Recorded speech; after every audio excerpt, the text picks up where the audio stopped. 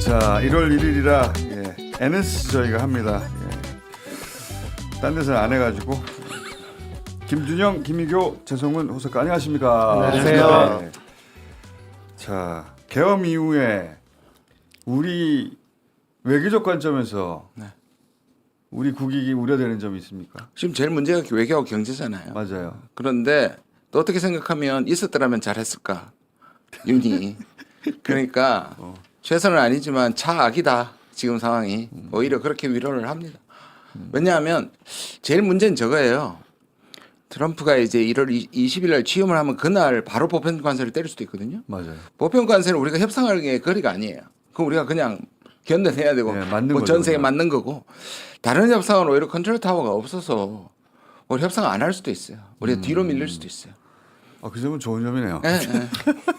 그리고 더 중요한 건 또 한국이 외교적으로 가장 신뢰할 수 있는 파트너인가에 대해서 굉장히 부정적인 인식을 외국에게 심어줬다는 생각이 들고요. 그거는 굉장하죠. 이게 혼란스러워하더라고요. 아니 K-팝이고 코로나를 그렇게 잘 막아내고 그 문통때 하는 거 다 봤는데 갑자기 니네 뭐 계엄이야?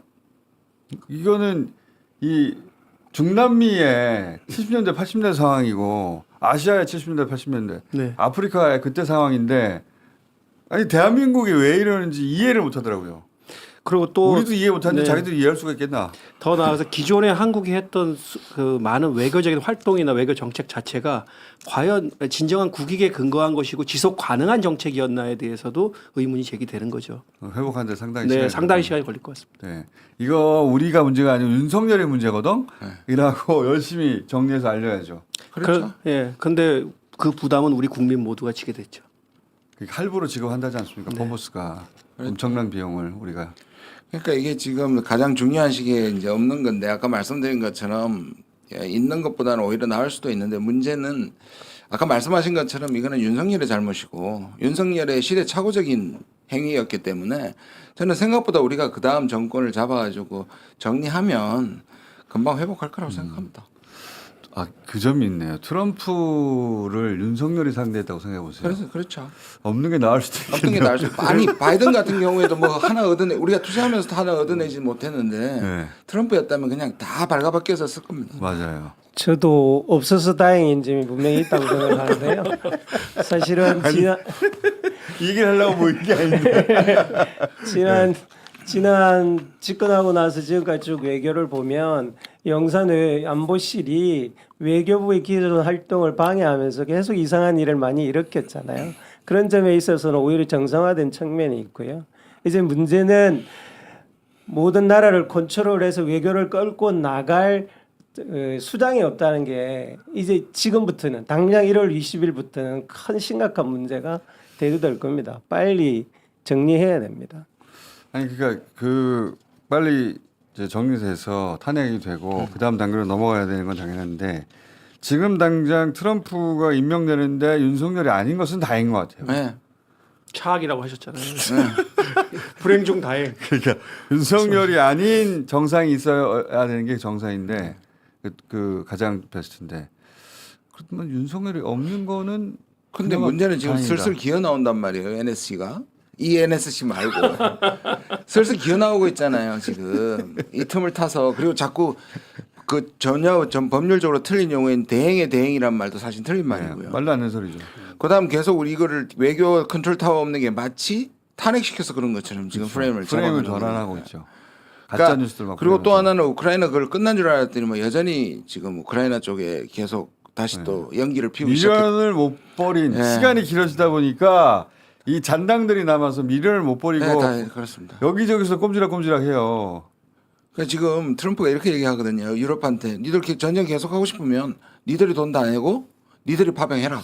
그렇지. 그렇게 얘기하는 건 마찬가지로 우리한테 똑같이 얘기할 수 있잖아요. 왈츠가 나와서 얘기했지 않습니까?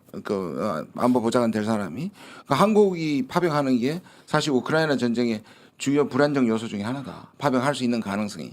거꾸로 얘기했죠. 우리는 파병한다고 윤석열 이 정상적인 군 통수권을 행사할 때 했던 얘기인데 지금은 이제 그건 물건 나간 그렇죠. 것 같고요. 예. 그런데 그 방향으로 일을 하던 잔당들은 계속 뭔가 하려고 하는 것 같더라고요. 네. 예. 그 외교부 장관이 수장이 되어서 이제 당분간 여기 이끌고 나갈 텐데요. 당장 그 기조는 뭐냐면 굳건한 한미 동맹을 바탕으로 계속 해 나가겠다는 윤석열 정부의 외교 방향의 기조를 끌고 나가겠다는 건데요. 이제 문제는 트럼프는 기존의 윤석열 정부와 바이든 정부가 하던 외교 기조와는 완전히 180도로 다른 외교를 가지고 나온단 말입니다. 그럼 그 단적으로 표현하면 굳건한 한미 동맹 이거 자체에 대해서 트럼프는 심각한 도전이 될 겁니다. 트럼프는 그런 생각 없는 것 같아요. 네, 없습니다. 돈이 되느냐 안 되느냐, 네. 한국이 경제적으로 자기들한테 이기냐 아니냐만 따지지 관심이 없어요. 동맹이고 뭐고 간에. 한국이 한미동맹 굳건한 한미동맹에 목매고 있다라는 게 알려지면 오히려 협상에서 불리하죠. 돈 더 내라고 하겠죠. 그렇죠. 예. 자기들이 지켜주는 거 아니냐.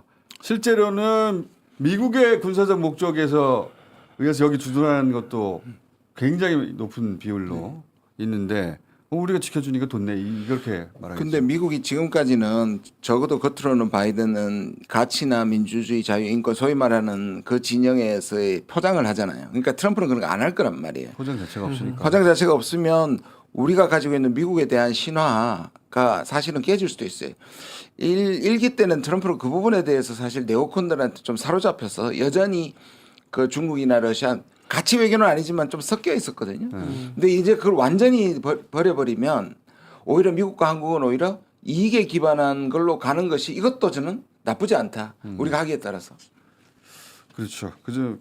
그 껍데기가 많이 쌓여가지고 껍데기가 시야를 가린 적은 많았는데. 많았죠. 예. 우리가 무조건 미국 없으면 죽는다고 생각하는 프레임도 서로 마찬가지. 이익이 돼 경제적으로 이것만 네. 따지면 계산이 간단하잖아요. 그렇죠. 우리도 네. 그렇게 하면 됩니다. 트럼프의 등장이 얼마만큼 획기적이냐면 저는 트럼프가 등장하면 가장 충격받을 팀 중에 하나가 강화문에 나오는 태극기 부대라고 생각합니다.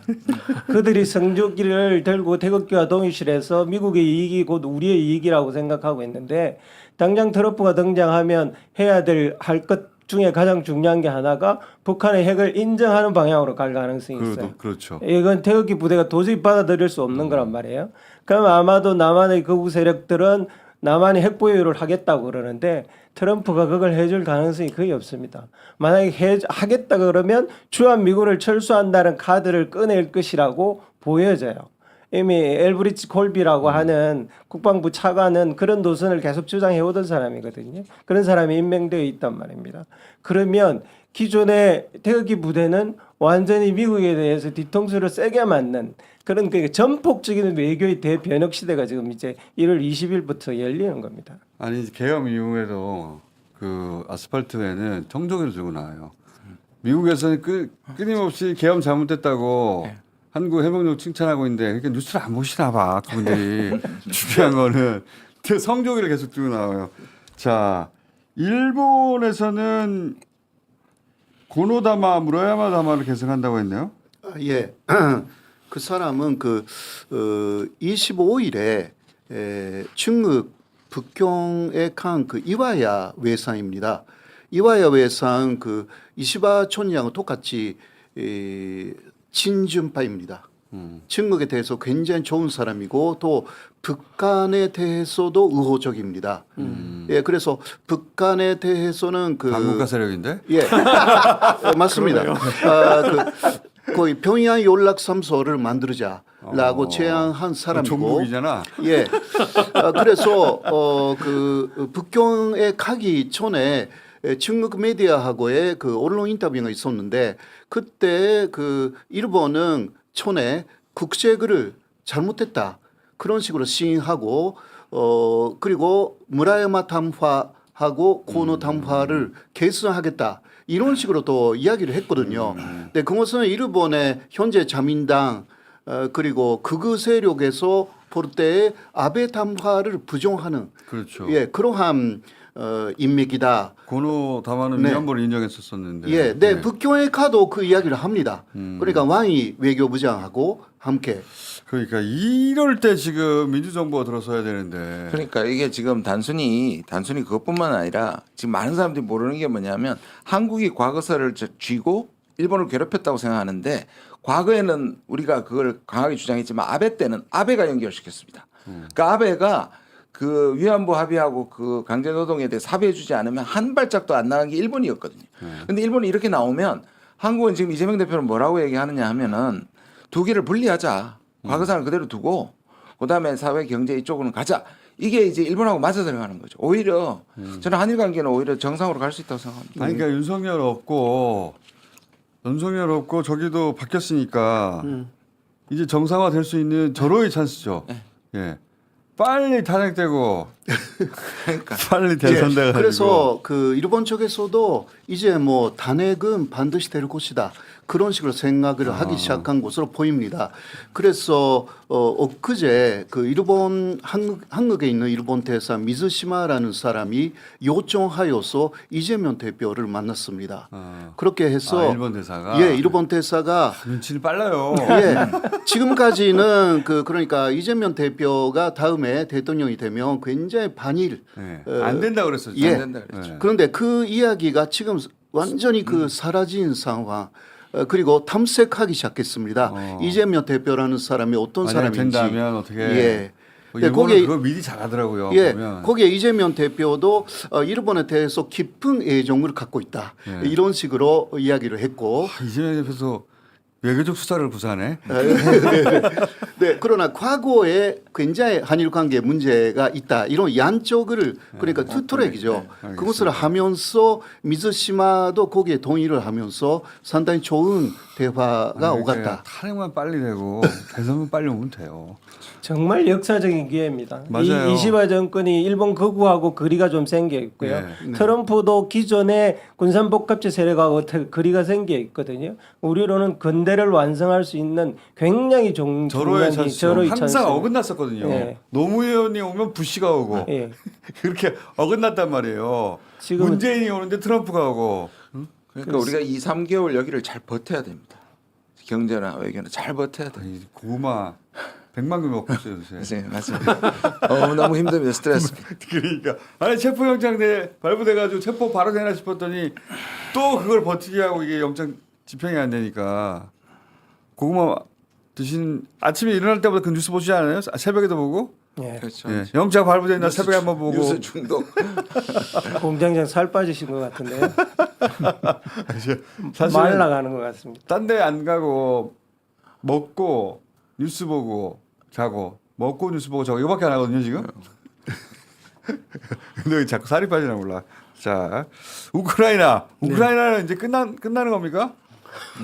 뭐가 끝나죠?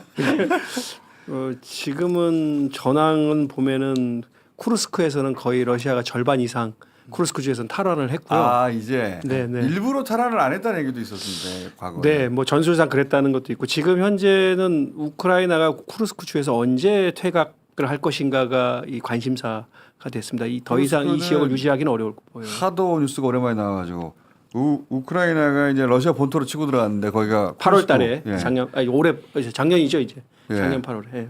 한참 됐어요. 근데 이제 러시아가 이걸 왜 되치지 않지? 아니야, 가두려고 하는 거야. 여기가 최정예가 들어왔기 때문에 이런 얘기들이 있었는데 지금 이제 밀고 나간다는 거죠. 네, 그리고 젤렌스키는 거의 포기한 것 같은데 요새 말 들어보면. 지금 미국 고위관리의 발언을 인용해서 지금 이제 서방 언론들이 그 젤렌스키 대통령이 언제 퇴각 명령을 내릴지 빨리 퇴각 명령을 내리기를 오히려 바라고 있다고 얘기해요. 젤렌스키가 이 전쟁 자체를 이제 포기한 것 같던데요. 땅을 되찾을 수 없다는 얘기를 이제 하기 시작했잖아요. 아니요, 근데 이 전쟁을 포기할 수 없을 겁니다. 젤렌스키 그래요? 대통령은. 포기하면 죽으니까. 포기하는 순간 날아가니까. 정치적인 생명은 이제 끝나는 거죠. 끝나는 거니까. 네. 그래서 그 어젠가요? 파이낸셜 타임즈에서는 2025년에 영토를 포기하고 나토 가입을 무기한 연기하는 방식으로 러시아와 우크라이나가 합의할 가능성이 있다라고 보도했습니다. 그럼 완전히 다 잃는 거 아니에요. 그렇죠. 이제 남는 영토도 거는 잃고 나토도 가입 못하고. 남는 거는 이제 미국의 안전 보장에 지금 젤렌스키 대통령이 이제 목매고 있는데 결과를 보세요. 네. 젤렌스키가 처음부터 그렇게 안 했으면 땅도 뺏기지 않고 목숨도 잃지 않고 토도 안 됐을 거 아니에요. 그래서 저 아직도 기억하는 게 김준영 그때는 원장님과 저하고 젤렌스키가 지금 잘못된 선택을 하고 있다고 네. 그래서 비판했다가 욕 먹었죠. 욕 뒤지게 먹었죠. 러시아 편든다고. 네. 2차 가해라고. 2차 가해라고. 네, 그랬었습니다. 맞아요. 네. 러시아가 유리하다는 말만 해도 2차 가해였습니다. 그러니까요. 러시아가 원하는 대로 결론 날 거다. 또는 젤렌스키는 지금 민족을 이끌고 땅덩어리도 잃고 목숨도 잃고 경제도 다 잃는 분단으로 갈 가능성이 크다. 잘못된 그랬죠. 선택을 하고 있다. 우리가 이스라엘 하마스 전쟁을 봐도 그게 굉장히 복잡하잖아요. 그래서 이게 누가 선이고 누가 악인지 전쟁에서는 사실 이걸 구분하기도 사실 어렵고요. 근데 러시아 우크라이나 전쟁도 사실 마찬가지예요. 굉장히 복잡합니다.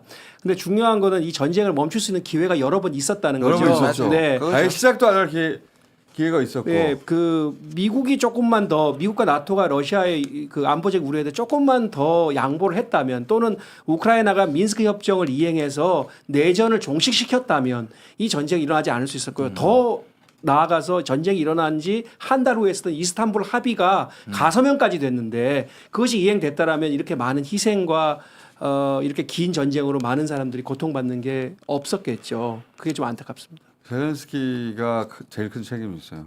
그때는 젤렌스키 아니 푸틴도 책임은 있습니다. 바이든도 책임이 물론이죠. 네. 근데 전쟁까지 가는 마지막 버튼은 저는 젤렌스키가 눌렀다고 생각하는데 지금 트럼프의 안은 예. 20년 동안 나토 들어가지 않고 그다음에 대신에 EU가 나토가 지금 유럽군이 들어와 있고 안전 보장. 네. 그다음에 지금 점령지에서 딱 끝난다거든요. 그거는 예를 들어서 유럽군이 들어오는 것 때문에 그거는 러시아도 라브로프가 못 받는다고 했는데 기본은 여기서 협상이 될 것 같습니다. 이걸 시작으로 할 것 같습니다. 거기서 더 급하게 할 그러니까 것이다. 그러니까 미국은 비무장지대, 그러니까 러시아와 우크라이나 간의 그 비무장지대에 관여하지 않는다는 거예요. 유럽이 이걸 책임지라 이거. 유럽 안보의 문제 아니냐. 그 한반도에는 미군이 와 있는데 거기는 유럽 니네가 책임져라 이거 아니에요. 네. 예. 근데 유럽도 그렇게 반기지 않습니다. 이것에 대해서. 반길 리가 있나? 네, 네. 근데- 자기가 안보적인 리스크를 지는 것이기 때문에. 저는 젤렌스키 얼마나 큰 잘못을 했습니까? 그때 젤렌스키 저랑 비판했다가 원장님 욕 아주 아니 그냥 러시아가 침략자라고 아무리 앞에 전제해도 그러니까 나쁘다고 러시아- 전제해도 소용없어요. 그러니까 심지어자가 맞는데 이걸 이렇게 받으면 안 된다. 전쟁을 일으키지 않을 수 있었단 말이죠. 막을 수 있었는데 지금 얘기해봐야 무슨 소용이 있어. 끝내야죠. 맞습니다. 끝내야 됩니다. 네. 2025년에 전쟁이 종식되기를 진짜 기원합니다. 될 것 같아요 보니까. 네. 네. 중국 관련해서는 지금 중국은 이 계엄을 어떻게 보고 있고 앞으로 어떻게 전망합니까? 뭐라고 합니까 중국은? 이런 문제에 대해서는 노코멘트로 계속 일관을 하는데요. 네. 저는 강대국이 주변 국가에 대해서 그런 태도에 대해서는 기본적으로 좋다라고 평가를 합니다. 다만 이제 속내가 뭐예요? 속내가? 이 속내가? 속내는 정상적으로 다시 한중 관계가 복귀되는 계기라고 생각하죠. 윤석열 워낙 나빴어요. 워낙 그래서. 나빴습니다. 좋아하는구나. 그리고 한마디로. 새로 대사가 부임을 했고요. 이 대사는 이전에 비해서 급이 조금 높아진 대사가 부임을 했습니다. 아 그래요? 네, 그 이제 한중 관계를 좀 더 챙기겠다는 뜻이고요. 그 친한 그 대사여가지고 뉴스공장하고도 인터뷰했었는데 싱하이민 대사까지는 싱하이민. 주로 한국 대사를 한국 정통한 사람들을 보냈어요. 예. 한국이나 북한을 정통한 사람들 여지껏 보냈는데 이번에 온 양반은 한국말 한 마디도 못하는 아프리카 지역을 주로 순회하던 대사가 왔습니다. 하지만 급은 높다. 급은 높고요. 영향력도 그 있고. 영향력도 훨씬 높아지는 인터뷰 한번 해봐야 되겠네. 그런 사람이. 예. 자 그러면 러시아도 짚어봤고 러시아는 지금 우크라이나만 짚었는데 러시아는 특별한 코멘트 있습니까? 한국 관련해서? 한국과 관련해서 특별한 코멘트는 없고 지난번에 말씀드렸다시피 이번에 이제 내란 사태가 북러 협력을 사실상 정당화시켜주는 그러니까 안보 불안이 남쪽에서부터 온다라는 걸 정당화시켜줬고 이게- 그것에 대해서 좀 조롱을 했죠 외무부 대변인이. 우리가 미군하고 한미동맹 맺고 북한의 위협 도발 항상 이렇게 그런 관점에서만 봤는데 이제 북한의 관점에서 처음으로 제가 서봤어요. 그 철도 폭파하고 나서 담 쌓을 때 네. 그리고 그 이후 그 계엄까지 남침야욕이라고 우리가 계속 말해왔는데 입에 붙어 있거든요. 초등학교 때부터 배워가지고. 근데 북한에서는 남한의 북친야욕을 보라. 이거 안 되겠다. 러시아하고 동맹을 맺어서 자동 개입 체제가 위협하다. 그 남한의 도발 때문에 불안해서 못 살겠다 이거 아니에요. 그렇죠, 그렇죠. 남한에서 북한의 관점은 그거죠. 북한의 관점에서는 무인기 막 그 평양 한복판에 띄워가지고 그 평양 한미 군사 훈련하고 한미 예, 군사 훈련. 그리고 그 뭡니까 우리 보고 포스라고 자꾸 도발하고 그 북한이 남한이 하도 도발해가지고 야 안 되겠다 철도 끊어라야 그 담사요 담 낌새를 챈 거 아닐까요? 그리고 러시아 불러 김새를 챙가 쟤를 밀고 올라올지도 모르겠어 미쳤어 그래서 러시아하고 동맹을 맺은 것 같아요. 제가 마지막으로 한 말씀만 좀 더 드리면 러시아 우크라이나 전쟁이 끝나면 북러 관계가 이완될 거다 이렇게 이제 주장하시는 분들이 좀 있습니다. 근데 저는 그렇지 않다고 보고요. 이 북러 관계는 러시아의 그 글로벌 전략의 차원에서 이루어진 거예요. 그래서 유라시아 동부에서의 안보를 강화하기 위한 파트너로 북한을 선택한 것이고요. 원래 한국이었는데. 네, 그리고 두 번째는 이 한반도에서 불균형이 너무 심해졌다고 보는 거예요. 그러니까 북한 장기적인 대북 제재하고 그다음에 북한의 재래식 무기가 너무 그 낙후되면서 이 군사적으로 경제적으로 전력 차이가 너무 커졌다고 보는 거예요. 이거는 러시아가 바라는 상황이 아닌 거죠. 그래서 저는 핵심은 북한의 군사력과 경제력을 강화시켜줘서 한반도에서 재균형을 하려는 게 러시아의 전략이라고 봅니다. 이것도 한노 관계가 저는 그럼에도 불구하고 한노 관계가 좋아지는 게 뭐냐면 지금 윤이 없기 때문에 또 좋아질 거예요. 왜냐하면 그만큼 러시아를 비난했고 지금 파병이나 무기 제공하기 전에 끝났기 때문이에요. 그건 맞아요. 다행입니다. 진짜. 그거 정말 네. 그 크로스 더 맞아요. 라인을 했으면 큰일 날 뻔했어요. 이건 정말 다행이에요. 예, 계엄 전에 보냈으면은 큰일 날 뻔했는데 계엄하고 나서 하려고 했나 봐. 방아쇠 당기기 전에 밀어냈어요. 다행히. 큰일 날 뻔했어요. 큰일 날 뻔했습니다. 그 다음 시간에 그 얘기 좀 해봐요. 만약에 계엄이 해제되지 않았던 무슨 일이 벌어졌을까? 각 분야에서. 일단 저는 없죠. 의원님도 없어 무슨 나는 일 없었어. 없고 일단 그 민주당 해체되고 조국혁신당 해체됐을 테고 예. 그 이에 국가 보위부 만들려고 그랬죠. 저까지는 괜찮지 않을까요? 국가 보위. 저까지는 그 한 5차 정도에 가셨을 것 같아요. 일단 신문 하겠죠. 저는 수거 대상이었습니다. 김호준을 아느냐? 왜 거기에 정기적으로 해압했느냐? 아 맞다. 그거 때문에 죽겠네. 정기 해압 얼마 받았느냐? 그럼 즉각 전향하세요. 네, 어떻게? 저는 김호준이 그때도 싫었고요. 네. 그 얘기를 그렇게 아닙니다. 전향했어요. 끝까지 속마음은 감추겠습니다. 속마음이 이거. 하여간 다음 시간에 그런 얘기 한번 해봐요. 만약에 계엄이 해제되지 않았더라면 중국하고는 어떻게 됐을까? 꼭 해야 돼요. 러시아하고 하기 어떻게 싫은데. 됐을까? 의원님은 또 그 위에 어떤 정치적 상황이 벌어졌을까? 일본하고는 어떻게 됐을까? 그 마지막에 자위대에 대해서 조금 말씀 자위대. 드리겠습니다. 그러니까 저번에 곤장장님이 그 말씀하셨잖아요. 이번에 계엄에서 일본이 빠져 있다. 일본이 안 보인다. 예, 뭐 예. 어딘가에 있을 텐데 네네. 계획에 숙제 주셨잖아요. 그러니까 네. 도청할 수도 있고 사실 일본 쪽에서도요. 네, 그래도 일본이 안 보인다라는 부분인데 자위대 쪽으로 조금 그 여러 가지 조사를 해봤는데 지금 자위대가 내부적으로 굉장히 혼란 상태에 있습니다. 어떤 혼란입니까? 그 여러 가지 위법적인 행위를 자위대원들이 70명 정도 걸렸습니다. 그래서 경찰 조사를 받고 있습니다. 자위대 안에 굉장히 많은 사람들이 그거는 정보를 유출을 시켰다라는 혐의고요. 네, 그것 때문에 지금 자위대 자체가 기능을 잘 못하고 있는 상황 속에서 계엄이 시작된 거죠. 자위대 그 자체는 나중에 투입되고 자위대를 움직일 누군가하고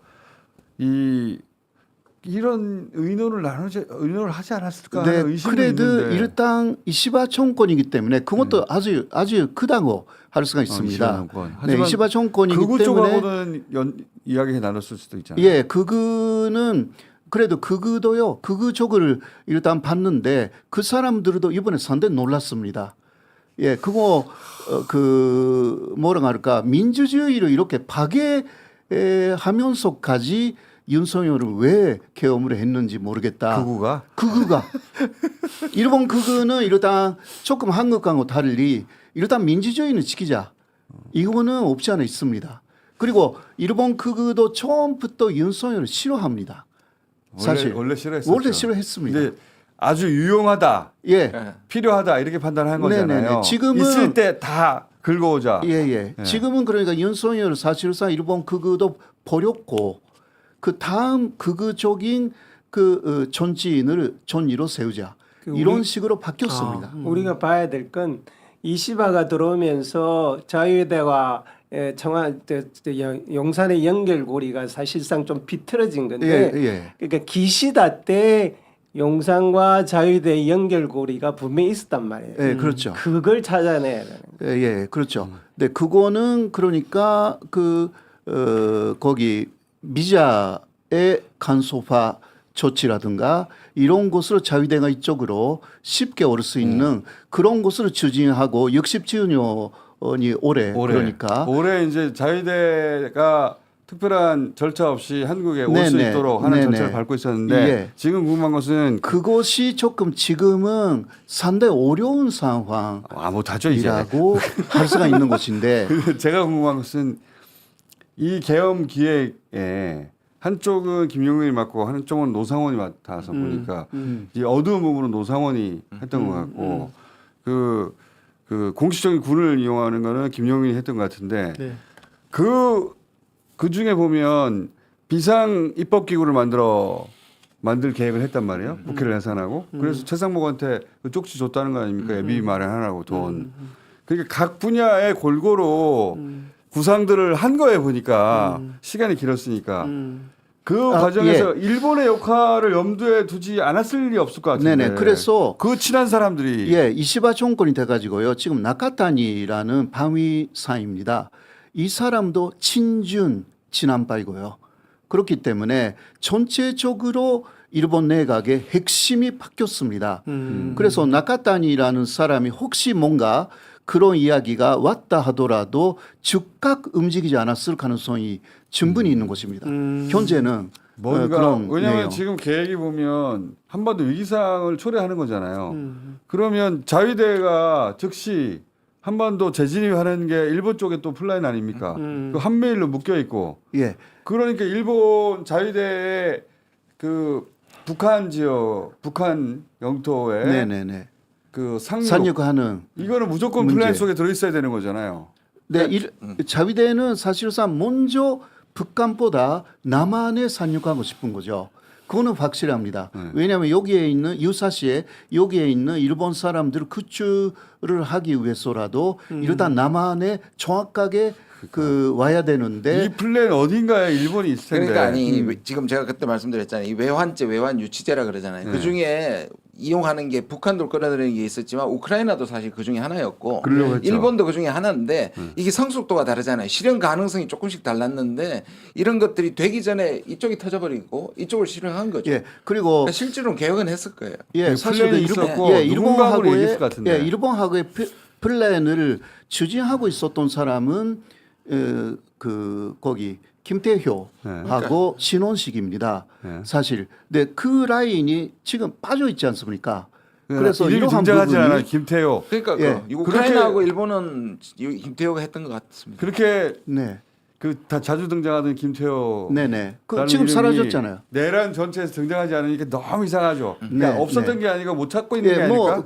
그 하고 있었는데 그러나 군부에서 너무 그 강하게 나갔기 때문에 이 부분이 조금 운이 좋아서 빠졌을 예. 수도 있어요. 다음 주에 다시 미뤄졌다. 합시다. 예. 일본이 계속 일본 보고 극우가 일본 전체는 아니고 일본 극우가 어딘가에 있을 것 같은데 일단 계속 보고 있습니다. 그러니까 예. 김태효 그만 몰랐다는 게 말이 안 되잖아 이거를. 네, 숙제해 오신 게 아직까지 만족스럽지 않습니다. 그러니까요. 진짜 다음 주에 다시 이어가도록 공부할 문제. 자 오늘 여기까지 하겠습니다. 고맙습니다. 새해 복 많이 네, 받으시고요. 복 많이 받으십시오.